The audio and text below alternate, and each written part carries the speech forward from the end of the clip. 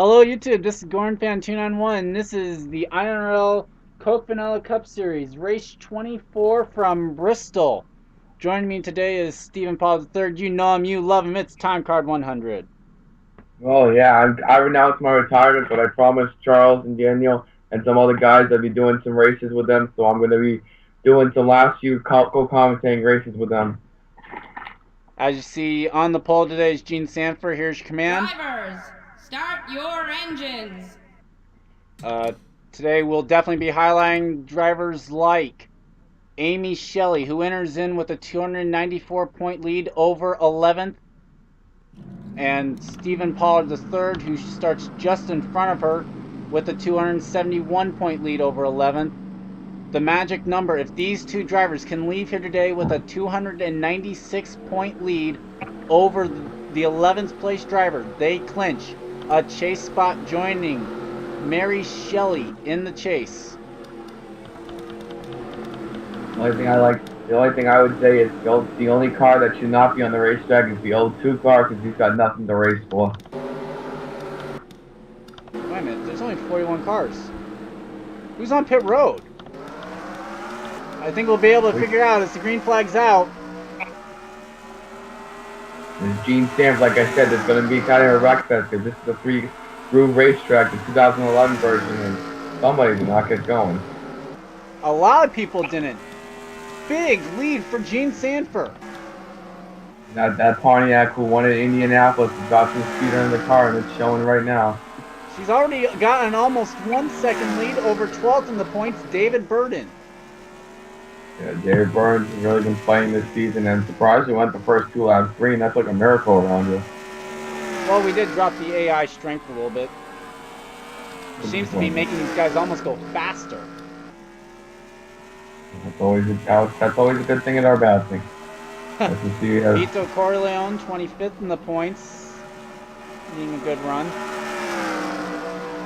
Main guy who should be focusing is the 8 car right here. He's trying to stay, even trying to keep top of the top 20 points to get a win. Yes, Toby Jason gonna need a lot of luck. He enters this race over the 296-point barrier already. So if he does not have a good run, and if Matt Dixon doesn't have a terrible run, Toby Jason looking to maybe join Robert Pollard as those eliminated from chase contention. Whoa, 67 almost cut the nose off the 25 car right there. Yeah, and I think the driver there's 2 drivers he's concerned about. There's Daniel Day, who's running in 20th. Oh, God. Wait a minute, what the heck? Those guys are way behind 18th. And then there's Time Pollard, who I think well, no, that's the 01. Where's the 90th Time Pollard? 39th. This is a good thing. This is a good thing for the 6780, and not a good thing for these guys. The 32 is in their rear view mirror. Charles, there has to definitely be something wrong with these car ratings because the 32 is like flat flying here. I'm being honest, it's still the 6080. It's nothing different than the entire season. Although the lap traffic is allowing David Byrne to catch up, Robert Pollard gives way. Well, no offense, but I don't think it's 6080, Charles, because the first and second have a 1.99 second lead and 4 seconds over 10th. That's not usually what you see at Bristol. Well, it's happening. Robert Pollard, I thought, was giving way, but, well, now he's looking for his lap back as Gene Sanford's in the middle of it, 3 wide. Robert Pollard's got nothing to do. Like I said, get out of the way, man. Gene's got to be yelling over that radio to get Robert Pollard out of there, as it might cost her the lead from here comes David Burden. Look at this. Wow, look at Robert Pollard has nothing to do with the concern here. This is bringing in the field here. Yeah, Gene Sanford's fighting for the wild card. She actually enters in as the 2nd wild card right now. Yeah, I can't tell what it's saying, but it looks like David Byrne doesn't have any wins. No, David Byrne, no wins. Time Pollard in 11th, no wins. Only one out of the family who hasn't won this year. Here comes David Burden to the inside. Like you can't laugh. Got to be fuming at Robert Pollard right now because Robert just cost him the race lead, I think. Well, not quite. Well, you look right now. It looks like It looks like Jean just got such a big run in the start here, and then when she caught the back, she couldn't do nothing. The 60-80 ratings, because if you're on the same range, you cannot really pass somebody if they have the same ratings. And the whole field is reeling her in now, so that's really, well, we got to thank Robert Paul not making this a bore fest. The reason why I put it this way is a little realistic to get out different guys, or you still have the possibility of a guy dominating maybe, or still have different guys, and then yeah. Good thing Robert Paul had help From, because like, totally cut the nose off, and Charles Jackson did not get that lucky as Robert Paul. Well, Charles Jackson's one lap down. I don't know why he's fighting with Tony Hurd right now. Well, look at Charles Jackson. I mean, I don't know what's up with these lap cars. I think they're trying to be Superman here. Well, I mean, they are one lap down now. They're trying to get back on the environment. You know, there is no lucky dog. I've never seen the first 20 laps of a Bristol race ever go green in NR 2003, so there's a little bit of history for you, Charles. Wait, I think the caution flag's out. Nope, never mind. False alarm. Let's not jinx there. Let's not jinx it, because when a caution comes out of this track, wrecks become more current. Wow, and David Burton's got a huge lead now. It's But 1 second over Gene Sanford. When the one char tries to pass Robert in some of the back to pack, he's going to get sucked in by the back of these cars, because these cars are definitely going the same speed. And when you're going the same speed trying to lap somebody, it's not pretty. No, it is not, but meanwhile, the battle is for second. Vito Corleone trying desperately to get into the chase. He is not actually in the top 20. He has no win. Like this Vito there. Well, here's a guy who's outside the top 20 with a win, Nick Nauman. Look on that high side there. Oh, look at that run. My God, that was a power move. Yes, it was. He's battling Henry Sanford, who has no wins and is fighting to stay in chase contention. 19's got a good run on the high side, but the 83 can get to the turn one a little much better here. So it's a great battle back here in the pack. The guy who's barely hanging on to the top 20 right now with 2 wins, though. That's not pretty. The Paulets are running 36 and 30, and definitely not the run Steven needed. No, well, but, okay, yeah, he really needs to gain some spots because Time Pilot's not enough positions behind him for him to clinch a chase spot tonight. Time Pilot's just 2 spots behind him. Even if he doesn't, with him running in front of Time Pilot, it's good likelihood he will still lock up a chase spot after Holy crap. The Pilots are doing pretty bad. 36th, 37th, 39th, and 41st. Yeah. Who would have thought Steven would have been the best out of the group with that one, right? Especially because Steven's still trying to fight for one. And Time came into this race tied for the top. Oh, look who's caught in the back of the pack. Sorry to interrupt you there, but Charles Jackson is reeled in that one car. Well, Robert's actually 40th now. Here comes David Byrne inside Jake Williams, scoring his first top 5 of the year at Michigan, as well as Robert Pollard. Jake Williams is trying to fight in that high side, but Robert Paul gave a little bit of fuss there. As Charles David Burns finally cleared Jake Williams. Sorry to interrupt you. And now there's the issue for Jean. She's got 2 lap cars battling for position right in front of her. Vito trying to take advantage of this situation as these 2 lap cars straighten themselves out here. How about this? We're on lap 30. We still haven't had a caution. We're going to look at the one person who was actually locked into the chase, guaranteed coming into this race. Who was 17th in the points. Still running in the top 10. She's been clicking out great runs ever since the All-Star win. I think maybe it was the fact that getting the All-Star win, knowing that she's locked in chase, and now there's no pressure on her, and so now she's been able to click off these good runs. Well, you should have just sat out the rest of these races, honestly, instead of risking injury or wrecking the car. Another guy who should have probably sat out is Robert Pollard. Causing too much of a disturbance, I guess, up there at the front. Wow, and Amy's really not running good either. And the top 2 in points, this is a good advantage for Tony Hurd, who's 110 points back with 29th and 35th, the top 2 in points. Tony Hurd could be your new points leader maybe coming into this. Oh, but where's he running? Oh, yeah, he's running 4th. I'd say that's pretty good odds. And that could mean really that all 3 of them might, well, I'd say probably 2 of them. Tony and Amy Shelley might lead here as clinch. Tony was a long shot probably in my book to maybe be here with a clinch chase spot. But now there's 3 lap cars and 2.5 seconds between David Burden and Gene Sanford. That's not good. So David Burden, no pressure now, and he can really pick and choose a spot now to try and lap these guys, right?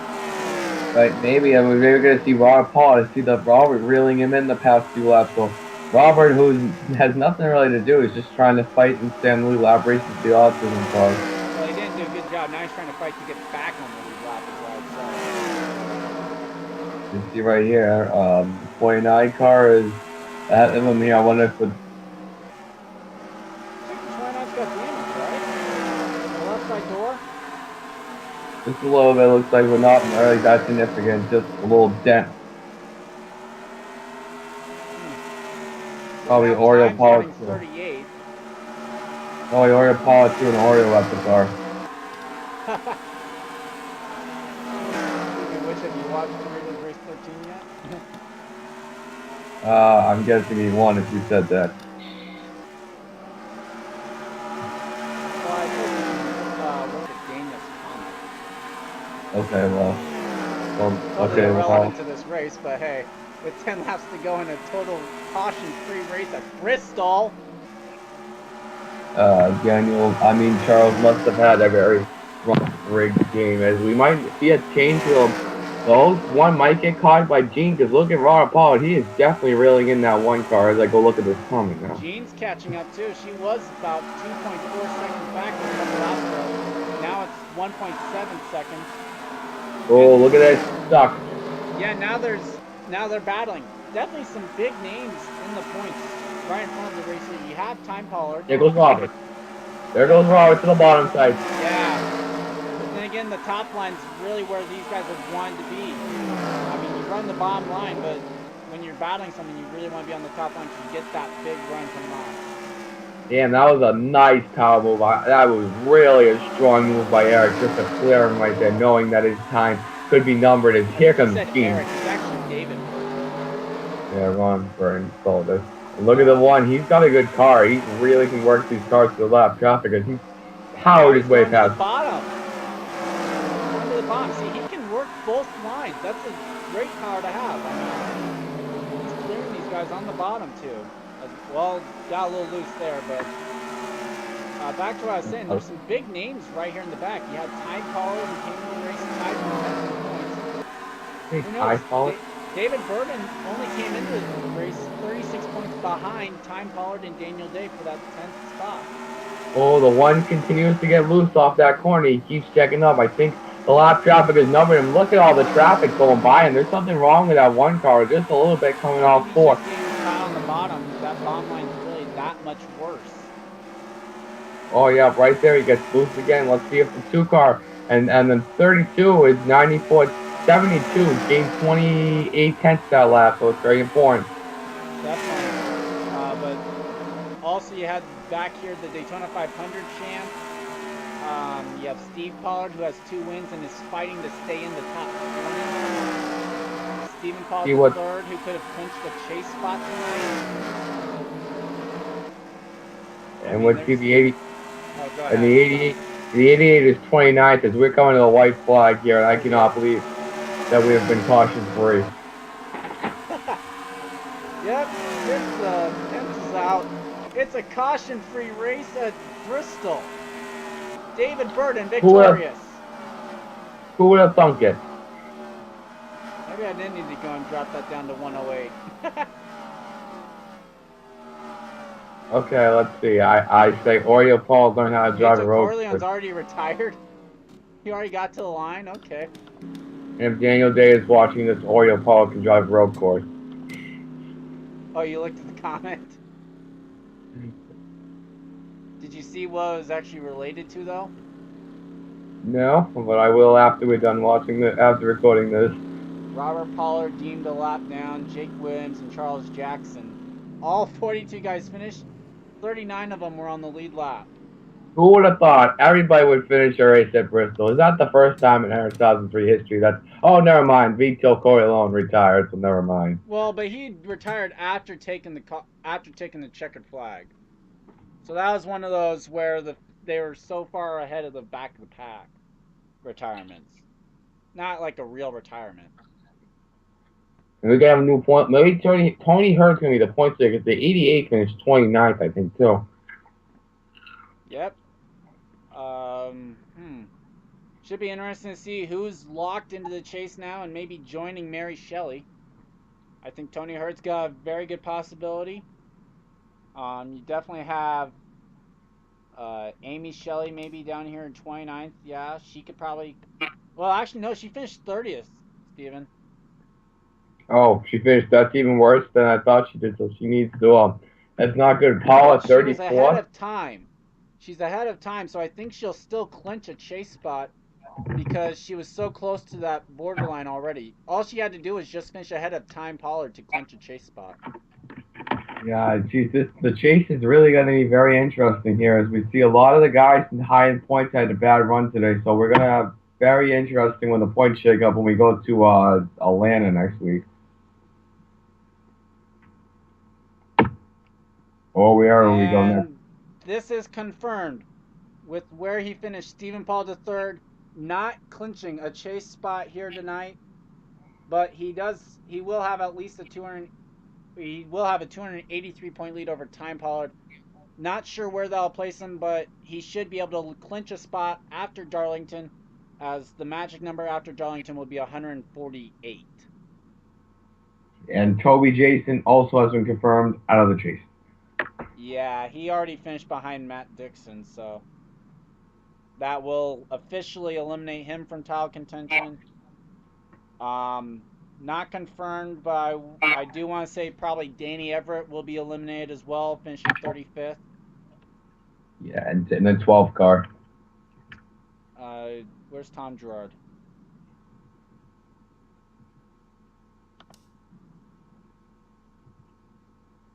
Can't even find Tom Gerard right now. Oh, crap. Where's he at? Maybe that was that car you're missing. No, all 42 cars are here.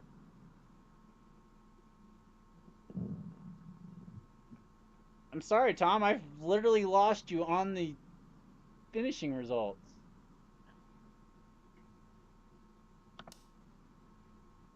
There he is. He's in 5th. That's going to help him. I'm not sure if it'll keep him alive, but it might help. Kind of depends on who's 20th and how many points back.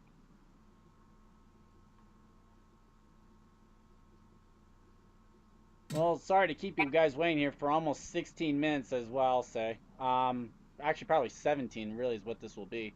Not including points here at the end. Steven, you want to go ahead and give a congrats and a goodbye here? Well, I'm saying I'm retired and just coming out to do a few more races, the excitement ones. This is a very strange race here at Bristol, caution free. I don't know how that happened. And all I say, I'll be back sometime, New Hampshire, Richmond, New Hampshire. I don't know which one I'm calling back to. I'm going to bed. I'm going. I'm going to bed, guys. So have a good night, guys.